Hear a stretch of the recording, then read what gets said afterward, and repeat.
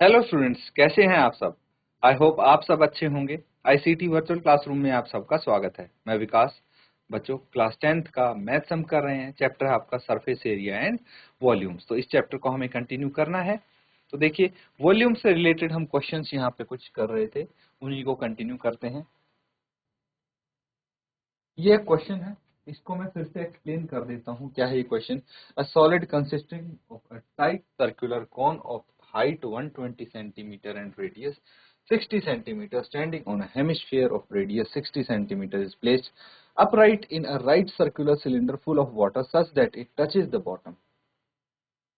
Find the volume of water left in the cylinder if the radius of cylinder is 60 centimeter and its height is 180 centimeter. Use pi is equal to 22/7. तो यहाँ पे एक क्या है, right circular cone है।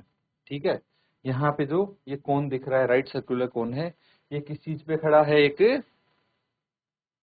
Hemisphere पे खड़ा है, अर्धगोले पे खड़ा है। ठीक है, एक शंकु है जो अर्धगोले पे खड़ा है और इनकी आपको त्रिज्या दी गई है और ऊंचाई दी गई है। शंकु की ऊंचाई कितनी है, 120 सेंटीमीटर, और त्रिज्या कितनी है शंकु की और हेमिस्फीयर की, 60 सेंटीमीटर है। ठीक है, उसके बाद इसको जो पूरा सॉलिड है, ये शंकु और जो अर्धगोले से बना है, इसको हमने एक बेलन के अंदर रख दिया। इस तरह से रखा है कि इसका जो बॉटम है बेलन का, उसको टच कर रहा है ये। ठीक है, और ये बेलन है, ये पानी से भरा हुआ है।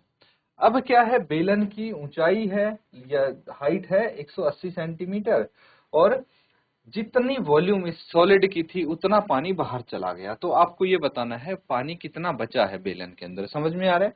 चलिए नोट कीजिए इसको, और जिसका भी आंसर आ गया है अपना आंसर शेयर करेंगे। बाकी यहाँ पे हम इसको सॉल्व करके देखेंगे अभी। तो ठीक है, यहां तक चीजें समझ गए। अब देखिए जो गिवन है ना, वो लिख लेते हैं एक बार। तो सबसे पहले क्या गिवन है,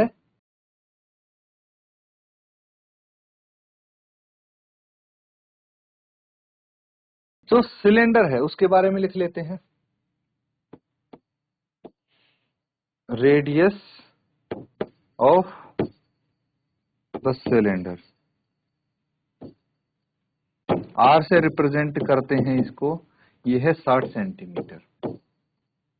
ठीक है, अब जो बेलन की त्रिज्या हमने लिखी है, इसको सिर्फ आर से रिप्रेजेंट इसलिए किया है क्योंकि बेलन की त्रिज्या होगी या फिर आपके शंकु की त्रिज्या होगी या अर्धगोले की त्रिज्या, सबकी त्रिज्या सेम है ना, तो सबको आर से रिप्रेजेंट कर सकते हैं।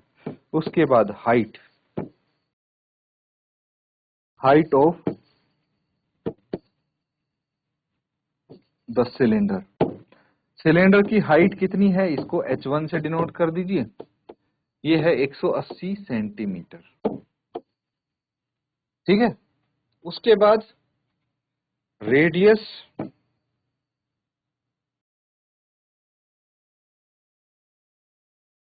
Conical part r is equal to radius of the hemispherical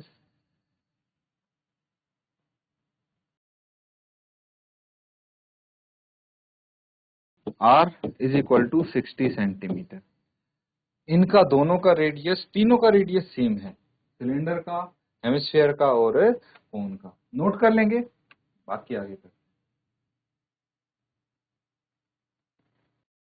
तो ठीक है बच्चों, यहां तक चीजें क्लियर हैं, समझ में आ रहे हैं ना। अब एक चीज और बची है, हाइट,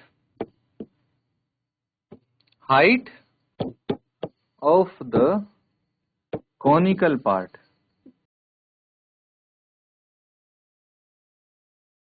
को h2 मानना पड़ेगा क्योंकि h1 हमने सिलेंडर की हाइट मानी है। ये है 120 सेंटी। ठीक है, अब हमें वॉल्यूम निकालनी है। ठीक है, किसकी वॉल्यूम, वॉल्यूम ऑफ, क्या पूछा है हमसे, find the volume of water left in the cylinder, volume of the water left in the cylinder. ठीक है, सिलेंडर में जो पानी बचा है उसकी वॉल्यूम कैसे निकालेंगे? तो देखिए, वॉल्यूम ऑफ सिलेंडर, सिलेंडर की जो वॉल्यूम है वो निकाल लेंगे सबसे पहले तो हम, है ना। सिलेंडर की जो वॉल्यूम है उसमें से अगर हम वॉल्यूम ऑफ सॉलिड, सॉलिड यहां पे क्या है, कॉनिकल पार्ट एंड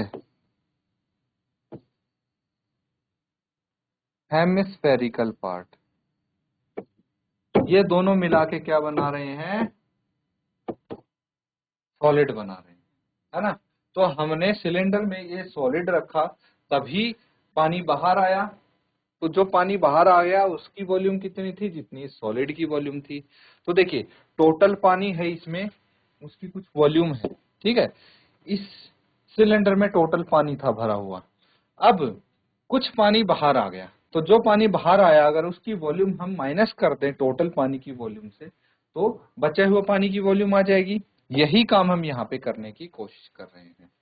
तो सबसे पहले यहाँ पे ये देखिए, वॉल्यूम ऑफ सिलेंडर क्या होता है, पाई आर स्क्वायर H1 माइनस होगा, है ना, माइनस।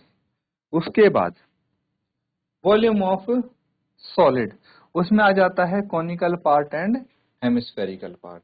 तो कॉनिकल पार्ट की वॉल्यूम क्या होगी, ये हो जाएगी 1/3 pi r square H1 plus hemispherical part की वॉल्यूम इसमें जोड़ देंगे 2/3 पाई आर क्यूब। ठीक है, इसको जब सॉल्व करेंगे तो हमारा आंसर आ जाएगा। ओके, तो अब देखिए, यहाँ पे आपको कॉमन निकालना है तो कॉमन निकाल लीजिए, बाकी ऐड कर सकते हैं। यहाँ पे पाई आर स्क्वायर H1 है माइनस 1/3 पाई आर स्क्वायर, ये कॉमन दिख रहा है 1/3 पाई आर स्क्वायर, तो इधर बच गया H1 प्लस 2, है ना। तो इसको देखते हैं सॉल्व करके क्या वैल्यूज आती हैं इनकी। अब यहाँ पे हम पाई आर स्क्वायर तो सबसे बाहर ही आ सकता है, सारे में कॉमन आ सकता है, तो इसको निकाल ही लेते हैं, है ना। पाई आर स्क्वायर क्या बच जाएगा यहाँ पे, H1 प्लस 1/3, इसमें आई थिंक H2 आएगा, है ना। H2 volume of conical part, ये कौन है ना, तो इसकी वैल्यू H2 आएगी प्लस 2R। ठीक है, नोट कर लेंगे इसको, इसके बाद हम इसको आगे कंटिन्यू करें। ठीक है, यहां तक चीजें समझ पा रहे हैं। अब हम लिखेंगे, इसको आगे करते हैं। क्या निकाल रहे थे, volume of the water left in cylinder. Values लिखिए, क्या है हमारे पास, सबसे बाहर है पाई आर स्क्वायर, ठीक है, पाई आर स्क्वायर, फिर H1 प्लस 1/3, H1 प्लस 1/3, और इसके ब्रैकेट के अंदर है H2 plus 2R, H2 plus 2R। ठीक है, ये है। चलिए अब इसको आगे सॉल्व कर लेते हैं।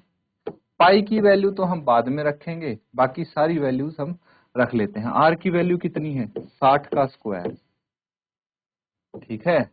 H1 कितना है, 180 प्लस 1/3 कितना है ये, H2 कितना है, 120 प्लस 2 इंटू R है 60। इसको देखते हैं, पाई इंटू 3600 3600, 180 प्लस 1/3 इंटू कितना आ जाएगा ये 120 प्लस 120, ठीक है। पाई इंटू 3600 180 प्लस 1/3 इंटू 240, ठीक है। इसको आप फर्दर सॉल्व करेंगे। तो बच्चों यहाँ पे हमें साइन का करेक्शन करना पड़ेगा। देखिए ये हमारे पास माइनस का साइन है, यहाँ पे क्या है, माइनस का sign.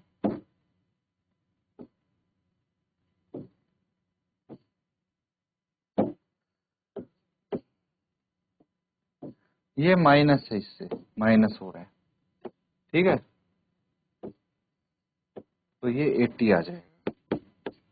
Pi into 3600 into 180 minus 80 है ना, 180 माइनस 80 कितना हो जाएगा, पाई इंटू 3600 इंटू 100। ये कितना आ गया, 360000 पाई सेंटीमीटर क्यूब। वॉल्यूम है तो सेंटीमीटर क्यूब होगी इसकी यूनिट, होगी कि नहीं होगी। अब देखिए ये वैल्यू आई है, यहाँ पे पाई की वैल्यू और रखनी है, लास्ट स्टेप यही बचा है, पाई की वैल्यू रखनी है और उसको कैलकुलेट करना है। तो चलिए इसको भी सॉल्व कर लेते हैं हम। क्या है, volume of the water left in the cylinder कितना है, 36 सेंटीमीटर क्यूब। यहाँ पे हमने रखा 360000 इंटू 22/7 क्यूब। इसको सॉल्व करेंगे। अब पहले तो 36 को 22 से मल्टीप्लाई कर देंगे, 22 इंटू 6 132 आ जाएगा, 132 है ना। 22 इंटू 5 110, 22 इंटू 6 132, कितने बच गए, 13 बच गए। 22 इंटू 3 कितना होता है, 66, 66 प्लस 13, अगर हम करेंगे 6 और 3 9, 6 और 1 7, 79, 792 आ जाएगा। 792 1 2 3 4 डिवाइडेड बाय 7 सेंटीमीटर क्यूब। तो अब हमें इसको 7 से डिवाइड करना है।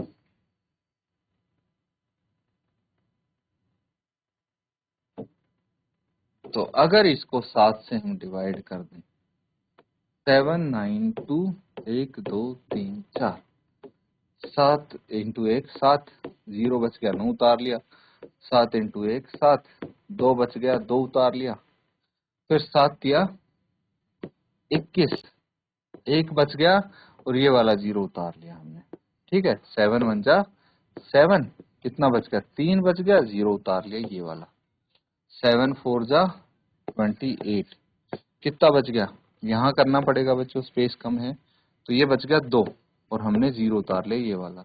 7 2 जा 14, कितना बच गया 6 बच गया, 0 उतार लिया ये वाला, कितना आ जाएगा 7 8 जा 56, फिर 2 बच गया, डेसिमल के बाद हमने एक 0 उतार लिया, तो कितना आ जाएगा 7 4 जा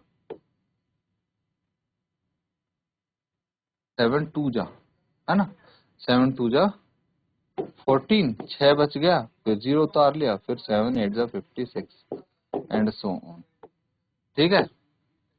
ये आपका यहाँ पे आंसर आ जाएगा, कितना 1131428.28 सेंटीमीटर क्यूब। अब देखिए काफी बड़ा सा यहाँ पे फिगर आपको दिख रहा होगा, तो इसको अगर हम मीटर में चेंज कर दें और अच्छा रहेगा। तो सेंटीमीटर को जब मीटर में कन्वर्ट करेंगे क्या करना पड़ेगा हमें, देखिए सेंटीमीटर को मीटर में कन्वर्ट करने के लिए 100 से डिवाइड करना होता है, लेकिन सेंटीमीटर क्यूब को मीटर में करने के लिए 100 इंटू 100 इंटू 100 से डिवाइड करेंगे तो मीटर क्यूब में होगा। अब 6 जीरो है तो 6 प्लेस से डेसिमल शिफ्ट हो जाएगा, कितना आ जाएगा 1 2 3 4 5 6, तो 1.13 मीटर क्यूब, ये आपका आंसर होगा। नोट कर लेंगे इसको, ठीक है। समझ में आ रही हैं चीजें? तो चलिए अगला सवाल करेंगे। अब इसकी क्लोजिंग स्टेटमेंट आप लिख देंगे बच्चों अपने आप, है ना। अब तो आपको आती है,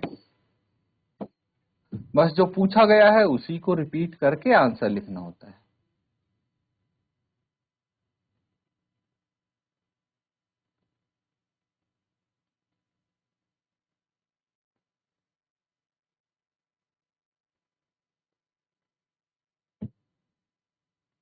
ठीक है। A spherical glass vessel has a cylindrical neck। Spherical एक ग्लास वेसल है जिसकी नेक कैसी है, सिलेंड्रिकल है। स्फेरिकल यानी एक जो गोला होता है उसके आकार की वेसल है, लेकिन उसकी जो गर्दन है वो बेलन के आकार की है। 8 सेंटीमीटर लॉन्ग, लंबाई है 8 सेंटीमीटर। 2 सेंटीमीटर इन डायमीटर, जो जिसका व्यास है 2 centimetre.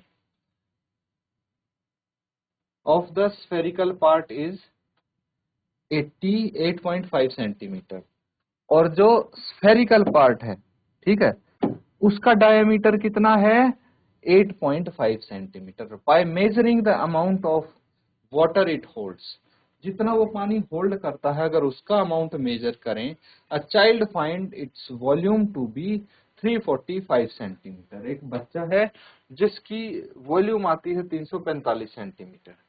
Check whether she is correct taking the above as inside measurement. तो जो आपको मेजरमेंट्स दिए गए हैं ये उसके अंदर के मेजरमेंट्स को मानते हुए आपको चेक करना है कि क्या उसका आंसर सही आया है, उसके मेजरमेंट्स सही आए हैं या कुछ गड़बड़ तो नहीं है उनमें, ये आपको पता करना है। तो देखिए डायग्राम अगर हम बनाएं तो कुछ ऐसा सा बनना चाहिए।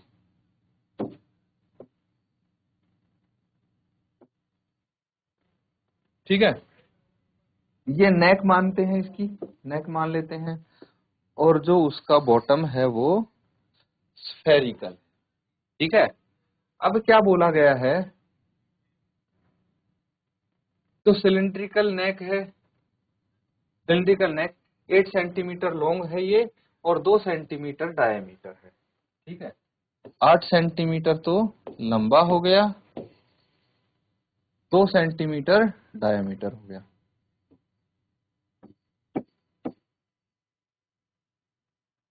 स्फेरिकल पार्ट का डायमीटर 8.5 सेंटीमीटर है। जो स्फेरिकल पार्ट है इसका डायमीटर 8.5 सेंटीमीटर है। चलिए जीजीएसी रामनगर।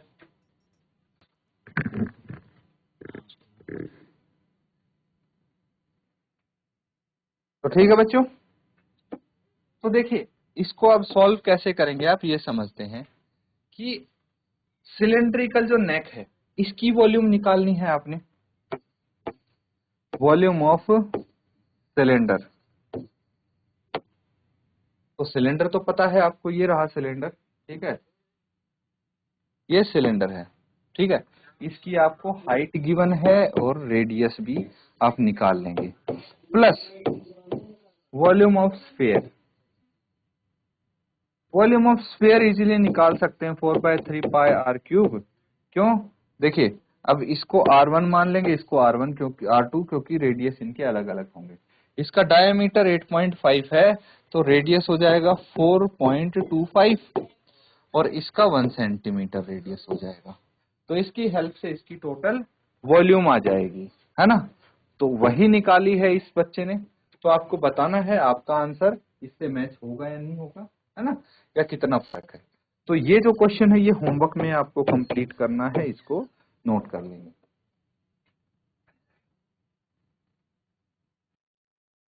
तो बच्चों यहाँ पे जो क्वेश्चंस हमने किए हैं उनको आप क्या करेंगे, एक बार रिवाइज जरूर करेंगे घर पे। जो क्वेश्चंस हम यहाँ पे कर रहे हैं वो वॉल्यूम से रिलेटेड हैं। अब देखिए हमने स्टार्टिंग में ही डिस्कस किया था कि 2 या उससे ज्यादा फिगर्स को कंबाइन करके, ठीक है, तब आपके सामने क्वेश्चंस आएंगे। तो देखिए यहाँ पे आपके सामने है स्फीयर हमने कंबाइन किया है सिलेंडर से और दोनों की वॉल्यूम ऐड कर रहे हैं। इससे पहले वाले क्वेश्चन में तो तीन तीन फिगर कंबाइन किए गए थे, जहाँ पे कौन कंबाइन था किसके साथ, हेमिस्फीयर के साथ, और सिलेंडर भी उसमें इंक्लूड था, है ना। तो इस तरह से आपके सामने क्वेश्चंस आएंगे, बहुत ही इजी हैं। मार्क्स भी आप अच्छे इसमें ग्रैब कर सकते हैं अगर अच्छे से इनको प्रैक्टिस करें। तो जरूर इसको होमवर्क को कंप्लीट करें घर पे। इसी के साथ आज का सेशन यहाँ पे एंड करते हैं। Thank you and have a nice day.